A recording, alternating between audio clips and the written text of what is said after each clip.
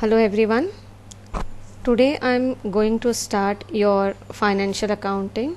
First chapter of TY BCom Sem 5, that is preparation of final accounts of companies. Myself, Professor Zakira Matwankar from Sant Gadge Maharaj College of Commerce and Economics. I am the assistant professor of in accountancy department. First, this chapter belongs to preparation of final account. Now, final account means your financial statement. Financial statement is nothing but a historical document which shows summarize of detailed information about financial information of an organization for accounting period and financial position at the end of the accounting period. In your SY BCom, FY BCom, you done your final account, and final account we have to prepare the trading account, profit and loss, and balance sheet. Now basically there are two basic financial statement, that is income statement means include trading and profit and loss account both, and balance sheet, the statement of liabilities and asset. There are many parties, means you can say shareholder, investors, consumers, employees, they all are interested of the company financial statement, because financial statement is only document which shows the financial position of a company, the financial performance of an organization. So financial statement is very important, and each and every company have to display their financial statement. Now, what is income statement? First financial statement is income statement. It is a statement of revenue from operations, other incomes and expenses during a given accounting year. It indicates financial performance of an organization for the accounting year.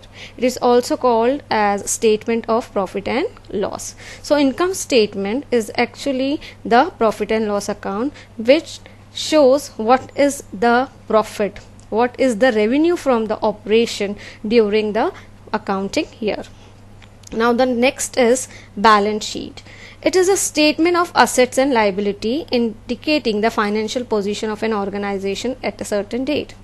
It is a statement of asset and equity. Asset and equity means liabilities, and assets include non-current assets and current assets, and liability include shareholder fund, non-current liabilities and current liabilities. In your FY BCom and SY BCom you done T form, and of course you are aware of schedule 3 also. So this format is not new, but some details I have to give.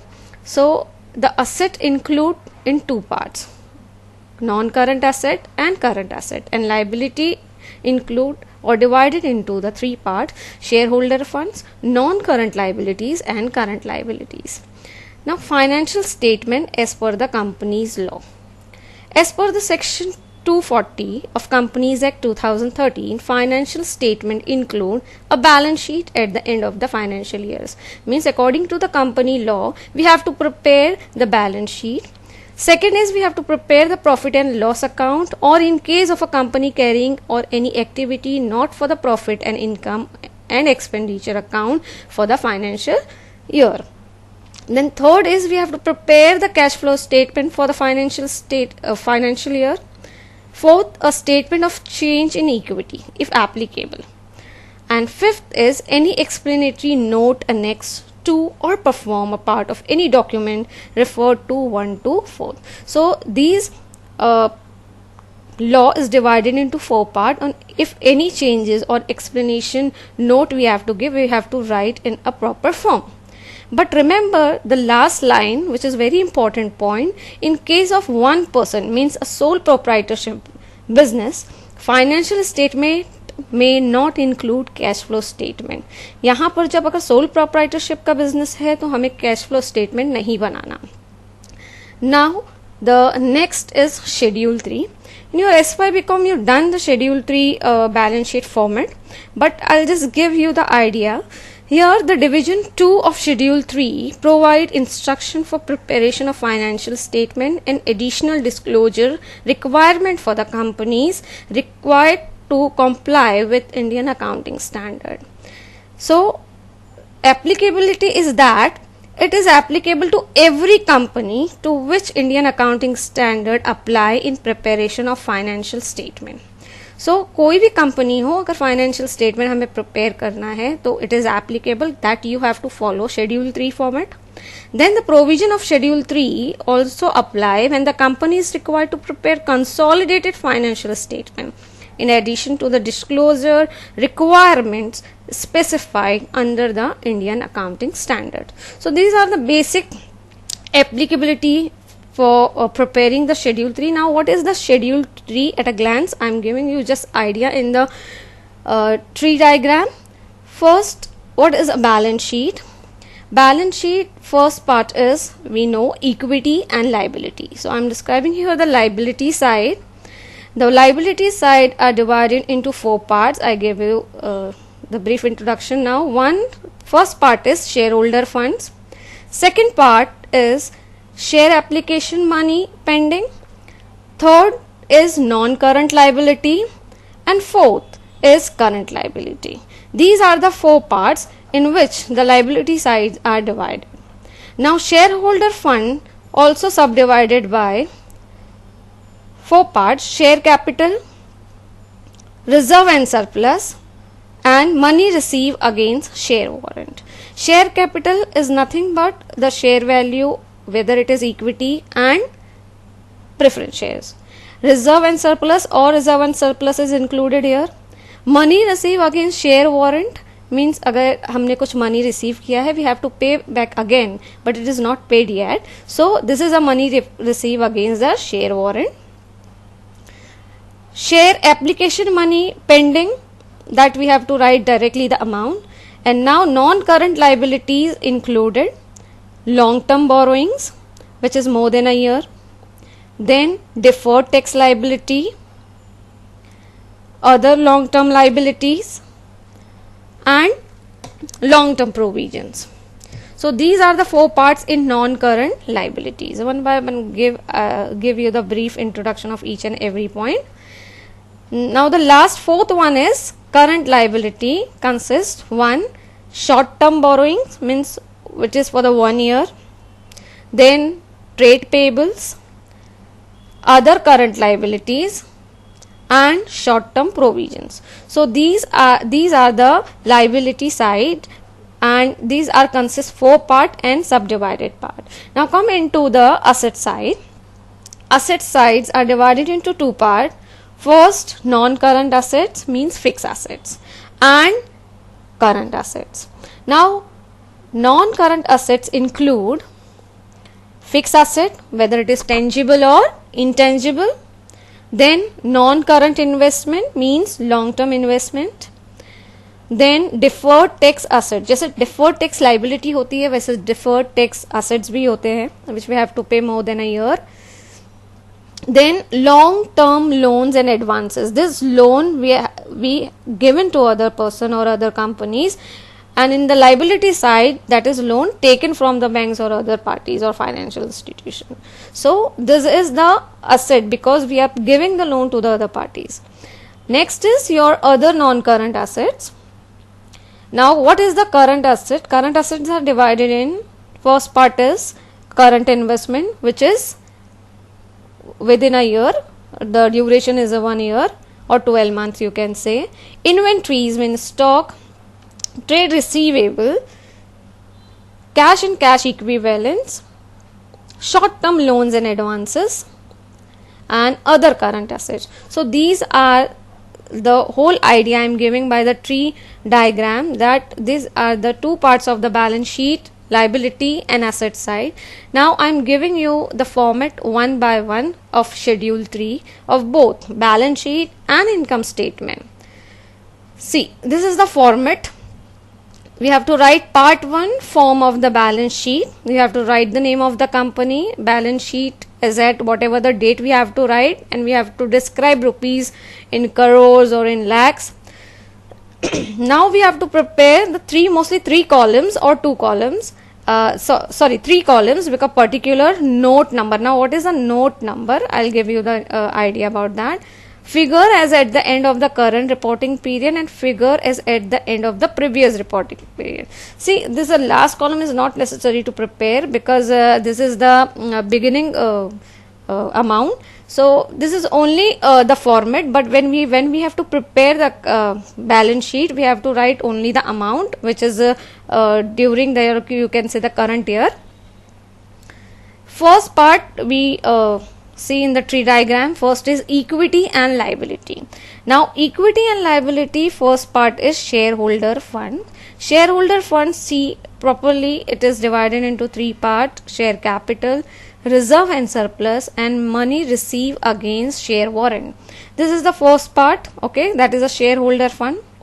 Second part is share application money pending allotment, that we have to write directly, I told you before also. Then what is the non-current liability? That is long-term borrowing, deferred tax liability, other long-term liability, and long-term provisions. And fourth is current liability, that is short-term borrowing, trade payables, other current liability, short-term provision. So this is your liability side. You can see that I directly write the amount of share capital, reserve and surplus, but how to calculate this value? So simultaneously we have to prepare the notes to account. Notes to account is nothing but it is a type of a working note. We have to calculate each and every item one by one, and directly then we have to write whatever the calculation we have to write in the notes to account, and whatever the final amount we have to write in the balance sheet. Suppose the first item is here shareholder fund, sub part is what? Share capital. Please concentrate properly. So in notes to account, I am just giving you simultaneously. See this. This is my notes to account. The first note I written share capital. Share capital में देखिए आपका authorise capital है, issued capital है और subscribe capital है. अगर ये information है हमारे पास, we have to write it like this. Then जो हमारा सब्सक्राइब कैपिटल होगा, वेदर इट इज इक्विटी और preference, we have to write in a proper way. Then we have to deduct call in arrears, whether it is by director, officers and others, and we have to add forfeited shares. So this is the total value. You can see the last value, that is share capital value, and this share capital value we have to write in the balance sheet. So ये जो last का amount जो आएगा वो हमको balance sheet में लिखना है. तो जो नोट्स टू अकाउंट है वहां पर हमको पूरा कैलकुलेशन करना है और फिर जाकर हमको बैलेंस शीट में इसका अमाउंट लिखना है. तो this is note 1. Now what is note 2? C B part is reserve and surplus. यहाँ पर लेफ्ट साइड पे देखिए आप फॉर्मेट में reserve and surplus B part दिया हुआ है. मैंने उसका नोट्स टू अकाउंट बनाया है simultaneously.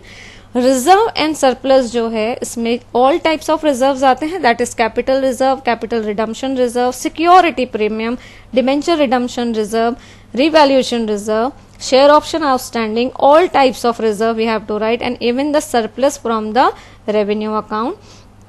Balance sheet, balance in statement of profit and loss. Profit and loss का जो भी हमारा प्रॉफिट होगा वो हमें लिखना है. Then transfer to reserve, use for bonus shares, interim dividend we have to less, and closing balance.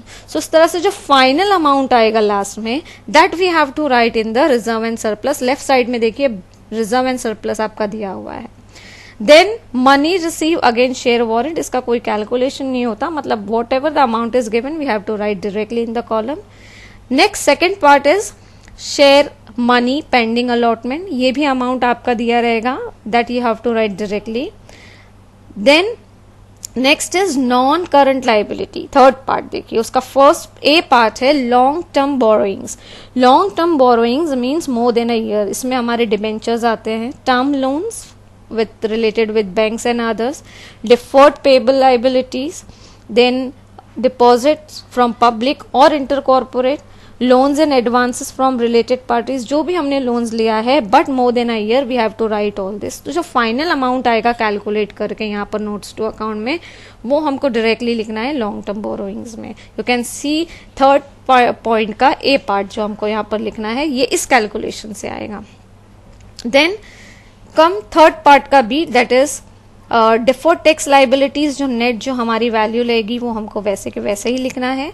हमारा अमाउंट दिया रहेगा, that we have to read directly. C part is other long term liabilities, इसका calculation देखिए यहाँ पर मैंने दिया है नोट 4 में। Trade payables, other payables, trade deposit, security deposit, ये जो भी फाइनल अमाउंट आएगा वो डायरेक्टली हमको लिखना है। ट्रेड पेबल्स में आपके क्रेडिटर्स आ जाते हैं, आपके बिल्स पेबल्स आ जाते हैं, तो this will come here in note 4। सो आपका जो अदर लॉन्ग टर्म लाइबिलिटीज है वो यहाँ पर आ जाएंगे। देन मगर ये भी जो है वो लॉन्ग टर्म्स होने चाहिए, मतलब more than a year. Okay, then long term provisions, fifth जो है नोट, और यहाँ पर हमारी बैलेंस शीट में इसका सी पार्ट दिया हुआ है, डी पार्ट दिया है, long term provision, that is provision for employ benefit and other provisions for warranty. ये दोनों वैल्यू जो है टोटल फाइनल वैल्यू हमको यहाँ पर लिखनी है। सो इस तरह से थर्ड पार्ट हमारा जो है कंप्लीट होता है। Now come into the current liability. Current liabilities में पहला है शॉर्ट टर्म बोरोइंग्स, जिसमें हमारे बैंक्स जो लोन होते हैं within a year which we have to pay, other parties के लोन्स है, लोन्स एंड एडवांसेस है which is less than a year और not more than a year, that we have to calculate here and we have to write the total value. Now next is trade payables. आप देखिए left side पे जो जो amount आ रहे हैं one by one मैं उसकी वर्किंग दे रही हूँ राइट में। फोर्थ का बी पार्ट है ट्रेड पेबल्स, जिसमें आपके क्रेडिटर्स और बिल्स पेबल्स आते हैं। ये दोनों अमाउंट जो है हमको यहाँ पर लिखने हैं।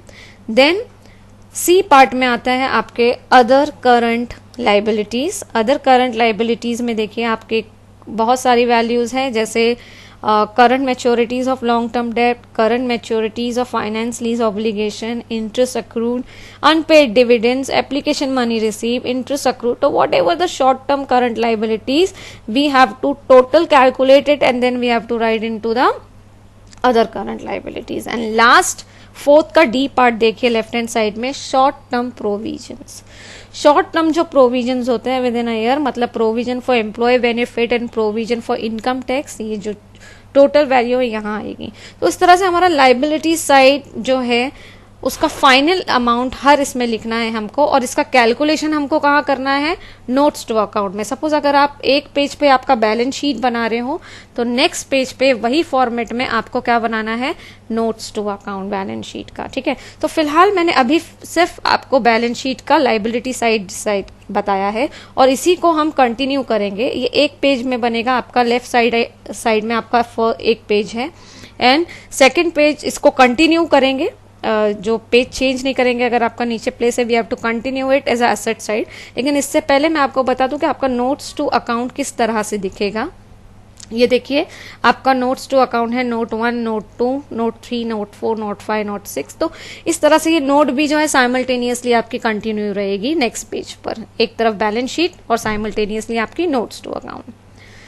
Now coming to the asset side, asset sides are divided into two parts: current asset, which is subdivided into fixed asset, that is tangible and intangible, capital work in progress, मतलब जो हमारा कैपिटल का जो work in progress में है, intangible asset under development, ये भी work in progress का ही है, मतलब which is not fully prepare. Then B part is non current investment, deferred tax asset, long term loans and advances, other non current assets. ये सब जो है हमारे नॉन करंट एसेट्स के पार्ट है।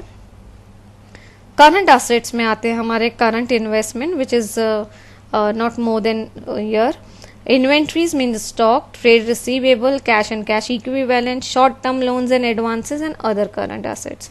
सो एसेट साइड ये टू पार्ट्स में divide है। अब इसका मैं वन बाय वन आपको नोट्स टू अकाउंट बताती हूँ और हर एक पार्ट डिस्क्राइब करती हूँ। What is a tangible asset?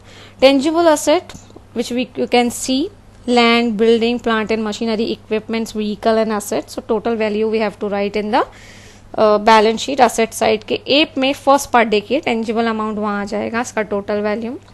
Intangible जो है आपका goodwill, brands, trademarks, computer software, mining rights, copy rights, patents, model design, so all this are the intangible. तो इसका टोटल वैल्यू आप यहाँ पर कैलकुलेट करेंगे नोट्स टू अकाउंट में और डायरेक्टली कहाँ लिखेंगे, इंटेंजिबल एसेट्स में। Then similarly capital work in progress भी लिखना है हमको और इंटेंजिबल एसेट ये सब अमाउंट दिया रहेगा, we have to directly write it. Then आपका आता है B part, non current investment. Non current investment means more than a year. Long term investment, तो जिसमें investment in property, investment in equity share, investment in preference, अगर हमने कहीं और invest किया है हमारी कंपनी के अलावा, ठीक है, म्यूचुअल फंड्स में, पार्टनरशिप फर्म में, कहीं ऑर्गेनाइजेशन ने अगर कहीं और इन्वेस्ट किया है but more than a year, तो ये यहाँ पर आ जाएगा आपका नॉन करंट इन्वेस्टमेंट में। टोटल वैल्यू जो है हमको असेट के बी पार्ट में लिखनी है, ठीक है, यहाँ कैलकुलेट करके। Now next is deferred tax assets, इसकी नेट वैल्यू दी रहेगी, we have to directly write in that. Then long term loan and advances, देखिए 13 नोट में दिया हुआ है राइट हैंड साइड में कि क्या क्या long term loans and advances में आता है। That is capital advances, security deposit, loans and advances related to parties, other loans advances, so cenvat credit receivable, service tax etcetera. So all long term loans and advances which we have to give to other one, हमने किसी को loan दिया है तो वो यहाँ पर इसकी टोटल वैल्यू आएगी हमारे असेट में डी पार्ट में। Okay, next is other non current assets जो होंगे हमारे, that is E, left hand side में देखिए ई, अदर नॉन करंट असेट, इसका कैलकुलेशन जो होगा वो होगा long term trade receivable, others, discount on issue of debenture and amalgamation, ठीक है। सो ये जो है आपका टोटल वैल्यू आ जाएगा अदर नॉन करंट असेट में। Now the second part is current asset. Current asset में फर्स्ट आता है current investment. Current investment with in a year, मतलब जो 1 ईयर में हम किसी में इन्वेस्ट किया है, तो that is equity share, preference shares, government sector, same thing, but यहाँ ड्यूरेशन का फर्क होता है। लॉन्ग टर्म्स में मोर देन अ ईयर होता है और ये करंट जो इन्वेस्टमेंट होते हैं विद इन अ ईयर होता है, सो ड्यूरेशन का ही डिफरेंस होता है। So according to that total calculate करके हम करंट एसेट के करंट इन्वेस्टमेंट में इसका टोटल अमाउंट लिख देंगे। Now the inventories are stock.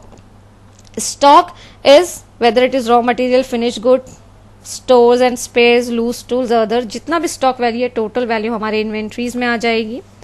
Then trade receivable means debtors, उसमें से लेस करेंगे हम RDD, provision for doubtful date, bill receivable, यहाँ पर हमारे ट्रेड रिसीवेबल में टोटल वैल्यूज इनकी आएगी।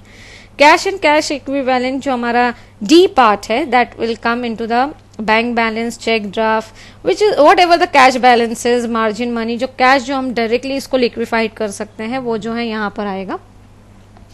ई पार्ट इज लेफ्ट साइड में देखिए करंट एसेट का ई पार्ट जो है short term loans and advances, ये जो हम 1 साल के लिए या विद इन अ ईयर जो भी हमारे लोन्स एंड एडवांसेस जो हमने दिए हैं किसी को, वो यहाँ पर आएंगे। So it is include loans and advances related to parties, prepaid expenses, tax refund receivable, all will come here and total value will come here. And the last is other current assets.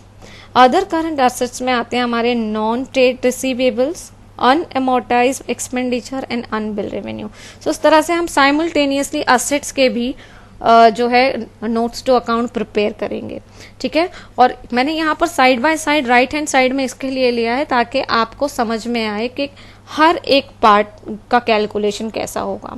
सो आपका notes to account जो है देखिए continue रहेगा। Note number 10 liability का हमारा 9 पर खत्म हो रहा था, नोट्स टू अकाउंट हम कंटिन्यू करेंगे। This is my 3rd page, then 4th page ये कंटिन्यू होगा।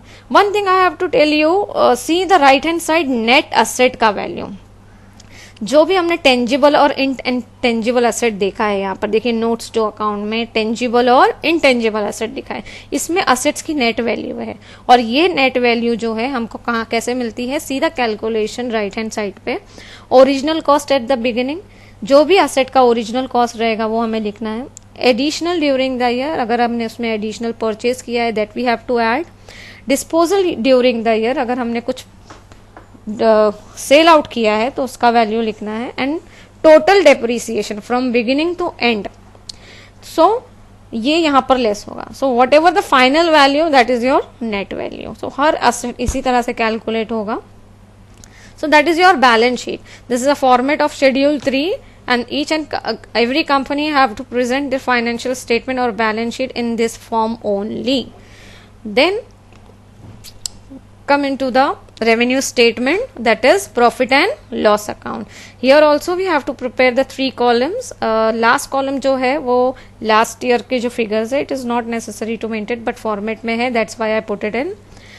फर्स्ट पार्ट देखिए है revenue from operation. Revenue from operation मतलब हमारे पास जो भी पैसा आता है बिजनेस से वो।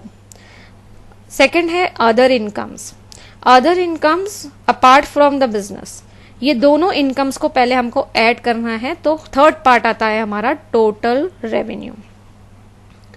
नाउ नेक्स्ट इज, अब जितना भी पैसा हमारे पास आता है, मतलब revenue from operation, other incomes, जहां से भी हमारे पास पैसा आएगा, उसमें से जितना भी पैसा आएगा अब हम one by one expenses less करेंगे। अब देखिए आपके लिए ये नई चीज है, प्रॉफिट एंड लॉस अकाउंट में चीजें वही हैं बट उसके नेम थोड़े डिफरेंट है, और वन बाय वन उसका भी कैसे कैलकुलेशन करेंगे मैं आपको बताती हूँ। फर्स्ट है expenses. Expenses cost of material consumed, purchase of stock in trade, change in inventories, progress in work in progress and stock in trade, employee benefit expenses, ये हर टाइप के एक्सपेंसेस जो दिए हैं यहाँ पर मैंने, तो ये टोटल एक्सपेंसेस निकालने हैं। मैं वर्किंग नोट्स टू अकाउंट में बताती हूँ इसे कैसे कैलकुलेट करते हैं। सो ये जो टोटल एक्सपेंसेस है टोटल रेवेन्यू से देखिए लेस करेंगे। फिफ्थ पार्ट में मैंने लिखा है जब हम दोनों को लेस करेंगे थर्ड और फोर्थ को, तो हमारे पास आएगा profit before exceptional and extra ordinary items. ठीक है, सो ये प्रॉफिट जो आएगा इसमें से फिर हम लेस करेंगे एक्सेप्शनल आइटम। एक्सेप्शनल आइटम्स क्या है मैं आपको एक्सप्लेनेशन दे रही हूँ। First see the format properly. जब एक्स्ट्रा ऑर्डिनरी आइटम हम लेस करेंगे तो सेवेंथ आएगा हमारे पास profit before extraordinary items, मतलब हम फिफ्थ में से 6 लेस करेंगे अमाउंट, तो हमारे पास profit before extraordinary item आएगा। Then we have to less extraordinary item, तो हमारे पास आएगा profit before tax. Profit before tax मतलब अब हमें क्या लेस करना है, tax expenses. Current tax, deferred tax, ये दोनों लेस होंगे तो हमारे पास आएगा प्रॉफिट होगा या loss, whatever the amount it is for the period from the continuing operation. And then जो भी हमारे पास प्रॉफिट होगा या loss we have to write it down. Tax expenses discontinuing operation, then profit, या देखिए प्रॉफिट या loss हो रहा है वी हैव टू ऐड और लेस यहाँ पर हमको लिखना है। एंड देन आप देखिए 14th पॉइंट में फ्रॉम डिसकंटिन्यूइंग ऑपरेशन, इसके बाद जो है आफ्टर टैक्स आपको 12 पॉइंट को जो है 13 पॉइंट से क्या करना है, लेस करना है। Then we will get profit और लॉस फॉर द पीरियड, मतलब इस साल का जो हमारी जो भी इनकम होगी वो आएगी, whether it is in profit whether it is in loss.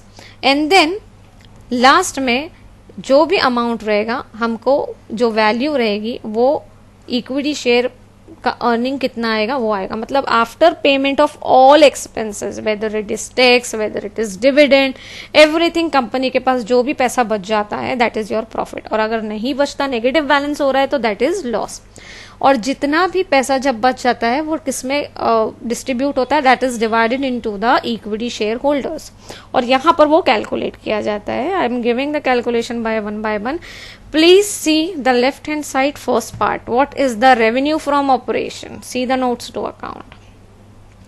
Revenue from operation मतलब बिजनेस से पैसा हमें कहां से आता है, this is from sale, sale of goods, sale of service, trading commission, less excise duty. तो ये जो टोटल वैल्यू आएगी हमारी बिजनेस से जो पैसा आता है फ्रॉम सेल, ये हमको कहाँ लिखना है, रेवेन्यू फ्रॉम ऑपरेशन में। This is first part. Left side में देखिए आपका रेवेन्यू फ्रॉम ऑपरेशन, उसका कैलकुलेशन राइट हैंड साइड में मैंने दिया है।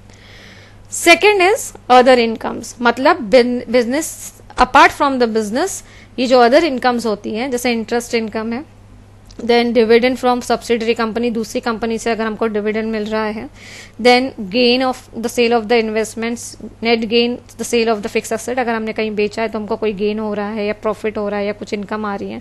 नॉन ऑपरेटिंग इनकम्स, ये सारी इनकम्स जो है यहाँ पर आएगी। तो total money which is receive from business and other than business we have to add, तो हमारे पास थर्ड पॉइंट आ जाएगा टोटल रेवेन्यू।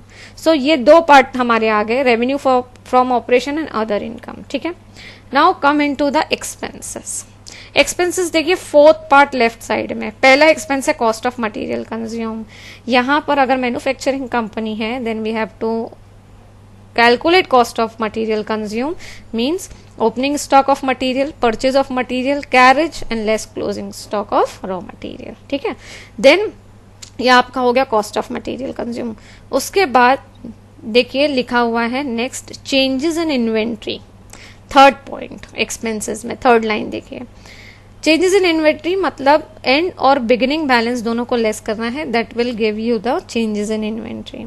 एंड नोट 5 में है एम्प्लॉय बेनिफिट एक्सपेंसेस, एम्प्लॉयज से रिलेटेड जो एक्सपेंसेस है जैसे salaries and wages, contribution to PF provident fund, contribution to other fund, expenses on ESOP means employee stock ownership, and expenses on ESPP मतलब employ stock purchase plan. सो ये जो अगर expenses होते हैं एम्प्लॉय से रिलेटेड, यहाँ पर हमको कैलकुलेट करके लिखना है employee benefit expenses. Finance cost देखिए लेफ्ट हैंड साइड में एम्प्लॉय बेनिफिट एक्सपेंसेस के बाद है finance cost. Finance cost is expenses related with interest, जितने भी फाइनेंस चार्जेस होते हैं इसमें आएगी। And then we have to calculate it properly, यहाँ पर हमें नोट्स टू अकाउंट में कैलकुलेट करना है और डायरेक्टली कहाँ पर लिखना है हमारे प्रॉफिट एंड लॉस यानी इनकम स्टेटमेंट में। Then depreciation and amortisation expenses, जितनी भी डेप्रिसिएशन है असेट्स के हमको देखिए 1 by 1 नोट 7 में मैंने राइट हैंड साइड में दिया है, building plant and machinery vehicle, इस जितने भी डेप्रिसिएशन है हमको ऐड करके वापस फिर हमारे प्रॉफिट एंड लॉस यानी इनकम स्टेटमेंट में लिखना है। And next is other expenses, ये सब एक्सपेंसेस के बाद जो एक्सपेंसेस बन जाते हैं जैसे स्टोर स्पेयर्स, पावर, फ्यूल, जितने भी फैक्ट्री एक्सपेंसेस है, रेंट है, रेट्स है, मिसलिनियस एक्सपेंसेस है, प्रोविजंस है, पेमेंट टू ऑडिटर्स है, distribution expenses, expenses related to sales, ये सब जो है हमारे अदर एक्सपेंसेस है और ये सब का टोटल वैल्यू हमको लिखना है अदर एक्सपेंसेस में। लेफ्ट साइड में देखिए 4th पॉइंट में लास्ट पॉइंट है अदर एक्सपेंसेस। तो इस तरह से हमारे टोटल एक्सपेंसेस यहाँ कैलकुलेट होते हैं और उसके बाद हम रेवेन्यू से टोटल एक्सपेंसेस को लेस करते तो हमारा 5th पॉइंट आता है profit before exceptional and extra ordinary items and tax. Now what is exceptional item, दिख रहा है आपको 6 पॉइंट एक्सेप्शनल आइटम्स है। What is the exceptional items, left hand side में देखिए 6 point exceptional item. Exceptional item में आता है restructuring cost, disposal of investment, अगर हमने इस पे इन्वेस्टमेंट वापस सेल आउट कर दिया है, disposal of fix asset, then litigation settlement that is actually the legal charges before the judgement, and reversal of the provision, write down of the stock अगर stock का वैल्यू कम हो। तो ये सब एक्सेप्शनल आइटम्स है, इसका टोटल वैल्यू हमको यहाँ पर लिखना है एक्सेप्शनल आइटम में। तो जो प्रॉफिट बिफोर एक्सेप्शनल आइटम है उसमें से ये वैल्यू लेस होगी और हमारी 7th पॉइंट आएगा लेफ्ट साइड में देखिए profit before extraordinary items. Now what is the extraordinary item? That is actually abnormal losses, मतलब loss from attachment of property, loss from earthquake, profit from the insurance claim, ये जितने भी expenses हैं यहाँ पर आएंगे। So इसमें से लेस होगा। उसके बाद जो भी values है 10th 11 12 13 पॉइंट्स जो दिख रहे हैं इसकी वैल्यू आपको दी जाएगी और डायरेक्टली आपको इसमें से लेस करना है। तो this is the all notes, सब यहाँ पर आपको नोट्स टू अकाउंट में जो है यहाँ पर कैलकुलेशंस करने हैं। आपका notes to account profit and loss का देखिए कुछ इस तरह से दिखेगा साइमल्टेनियसली इनकम स्टेटमेंट का।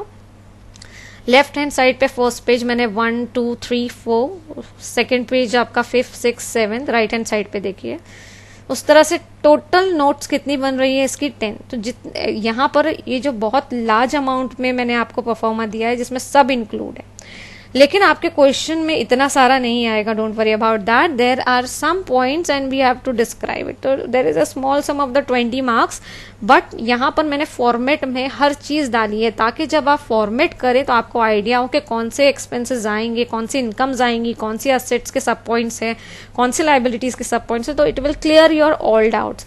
तो please concentrate each and every part. This is very important chapter. Go through it properly. If you have any doubt, please write in a comment box. I'll try my best level and please understand it properly. Thank you so much.